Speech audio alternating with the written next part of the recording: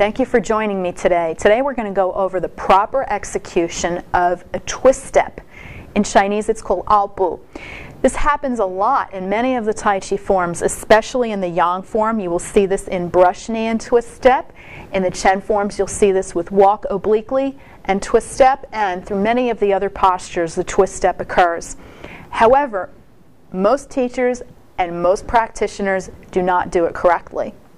If you do the twist step incorrectly, and it is a very tricky step at first, yes, but if you do it incorrectly, you will diminish your martial power for health, you will diminish the integrity of your joints, and in fact, you can hurt yourself. Actually, twist step is one of the worst culprits for why people get hurt in Tai Chi. They don't know how to do it correctly. They do it over and over and over and over again, doing it incorrectly, and then they wind up damaging their knees and saying, oh, I hurt myself. And that can all be avoided. In a lot of performance wushu, you will also see that the twist step is executed in a way that is often very damaging to the body. That's not to say that everyone does it incorrectly, but too many people do, and it's just not worth doing it incorrectly. You suffer too much risk of hurting yourself. Do it correctly, you can get a lot more whole body power out of your strikes. You will develop balance, you will develop great strong connective tissue, strong joints, and it will help your balance. Okay, come and join me. Let's do the popular use of twist step, which is to go from an L stance to a bow and arrow stance. Now, an L stance simply means that your feet form the shape of an L. So I'm going to put my left foot here and my right foot facing this way. You can mirror me by putting your right foot here and your left foot facing this way. And my feet are in the shape of an L right now. So if I look on the floor, they're not in the shape of a T, they're in the shape of an L. And I'm going to use a twist step to get me from an L stance to a lunging bow and arrow stance. Now, the first thing you need to do is you have to make sure you are tucked. Your pelvis has to be tucked under, rolled under, whatever term you want to use. It has to be pulled slightly under. That will benefit your low back by stretching it out, and it will benefit your abdominal wall by tightening it up. And all you have to do is this. Now look at my knees. Watch my knees. If I don't tuck, see how my knees are? Now, if I tuck, notice that it has rolled my legs out at the hips, therefore bringing my knees out so they're more in line with my toes. Benefit right there. Now, what I'm going to do is I'm going to shift from my, this would be my right leg, this may be your left leg if you're mirroring me. Shift into the center, tuck, and as I go through that center point, my weight is about 50-50 right now. It's half on here and half on here. And what I'm going to do is I'm going to start shifting to my front foot. For me, that's my left foot. For you, it might be your right if you're mirroring me. I'm going to pick up my toe on my back foot. Now, what I'm going to do is I'm going to keep this all strapped up. I'm going to imagine that all my tendons and ligaments are just buckled into each other all the way from my foot up into my thigh and hip area, and this inguinal crease here that the Chinese call the qua. Now, with this as one unit, I'm going to make sure that my weight is not up here or I feel like I'm going to fall. I'm going to sink my weight. I'm going to relax. Just let it all go. Relax your chest. Relax inside. Pick up your toe, and then from your thigh, from your hip, turn, turn. Keep this leg bent. Keep it stable. Turn, turn, turn, turn. When your foot is flat on the ground, you can release all those straps in there, those imaginary straps. Unbuckle them, relax, and sink not over your front leg, but sink straight down. Okay, let's do that again. So let's imagine we're going to do this. Let's put our feet together like this. Okay, let's step out. I'm going to step out with my left leg. If you're mirroring me, it's your right leg. So let's take this, turn it out on the hip, step it out comfortably where we can manage. Okay, if you put it too far, it'll get unwieldy. Don't bite off more than you can chew when you do Tai Chi. Step it out comfortably, back here so it makes an L, not a T. Okay, I don't want to make a T stance, I want to make an L stance. Then I'm going to shift my weight into the center. As I start to shift into the center, I make sure I pull my pelvis under. Then I can start picking up the toe. I leave my heel on the ground, of course. And I'm going to sink. I'm going to relax. That's very important because if you're up here, it's very difficult to do a twist step correctly. So this will also teach you the principle of sung, or relaxing, unnecessary tension out.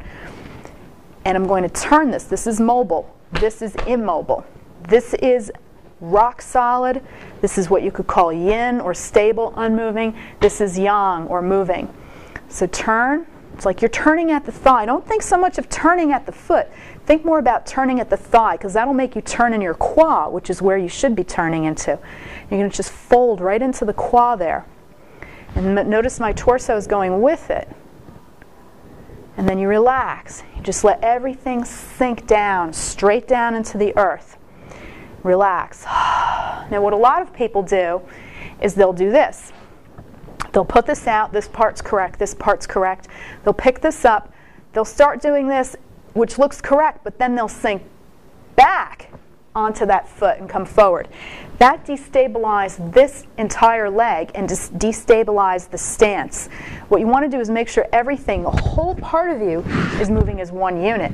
So think of this. If you have a house and you have a door frame, this is the frame of the door. This is the hinge. This is the door.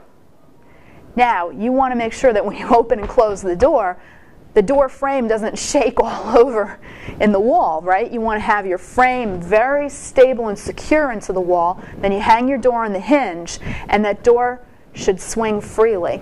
That's what that twist step is. This front leg here, that's going to be the front of your bow and arrow stance, is like the door frame. This quad connected to the leg that's going to move, that's the hinge. This leg that is moving on the twist step, that's the door. So you step out, sink, relax, so that you're working with gravity instead of against it. Start to pick up the toe. You've got to relax. Be very loose. And then you're going to turn the door. You're going to move the door in the hinge. The door frame stays in place. And then you relax this all out in here. Just relax. Let it go. And there's your twist step. What you'll often see people do is cheat. And you can even look on this on YouTube, and you'll see in performances and certain Tai Chi videos, you'll see things like this. People will go out like this, and they'll just kind of smush their foot on the ground, or they'll start turning it on the heel, and then they'll start twisting it on the toe. And that's not proper for the art of Tai Chi. You don't do that in Tai Chi Chuan. That's completely incorrect. And anyone who has any education whatsoever in physics or in mechanical engineering or a good anatomist or a good orthopedic doctor can tell you that, yeah, that puts undue stress on your joints, and it will completely disintegrate any whole body power and connection that you had. It's totally wrong. So make sure that you don't care about looking pretty. Make sure that you care about doing your Tai Chi correctly. As a byproduct, it will look pretty. So again, even if you're doing performance Tai Chi, be very careful, because if you repeatedly subject yourself to an improper twist step, you're going to damage yourself. There's no way around it. There's gravity, there's physics. It's more powerful than you. So again, you're going to step out, you're going to sink, pick up the toe, turn in the quad by moving the thigh, and then relax. You may find that if you're dominant on one side, such as if you're right side dominant like I am, it's easier to do with the right leg moving and a lot harder to do with the left leg. That's okay. You just need to practice more. Then it'll be easy. I get into this in a lot more detail in my programs, but this is the basic for how you would execute a twist step properly. Please work on it. Please protect yourself. So again, you shift the weight. When it hits the 50-50 mark, you can start twisting, continuing to shift and sink and spiral that energy down into place, and everything will lock out into the proper position. You can just relax. Okay? Take care of yourself. Remember that Tai Chi should be an art that enriches your life and your well-being, whether you do it martially or for health. Zai Jian.